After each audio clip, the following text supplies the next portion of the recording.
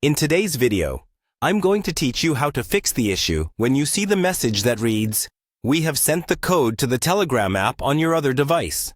This might be a common issue you encounter when trying to log into your Telegram account from a new device. It's important to remember that this message indicates that Telegram recognizes you've logged in on a different device, so we'll walk through each step to get you up and running smoothly. First, you'll want to open the Telegram app on the device where you're trying to log in. As you attempt to access your account, you might notice the message saying, "We have sent the code to the Telegram app on your other device." This is Telegram's way of ensuring your account security by confirming that you have access to another device where your account is already authenticated. At this point, take a moment to think about any other phones, tablets, or computers you might have used to log into Telegram previously.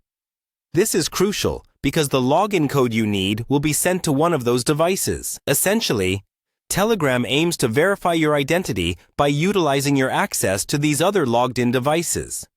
Your task now is to check each of those devices to find the message containing the login code. Once you've located another device, be it your work tablet, personal laptop, or any alternative phone, open the Telegram app on that device. Now, you'll need to look for a message from Telegram. This message will contain the crucial login code you need to proceed. It's usually right there in your chat list, so it shouldn't take long to find.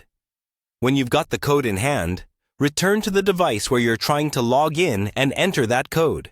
It's as simple as typing it into the login screen and you should be all set. Successfully entering the code will grant you access to your Telegram account on the new device.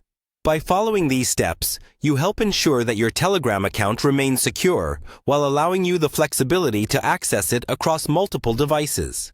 It's a straightforward process, but it underlines the importance of remembering which devices you've used.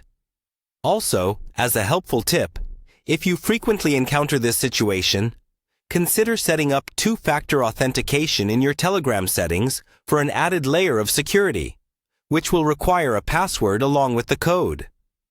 This extra step can give you peace of mind by protecting your account from unauthorized access. Thanks for tuning in today, and I hope these steps have made it clear how to navigate and resolve this particular Telegram issue. If you found this video helpful, be sure to like and subscribe for more tech tips.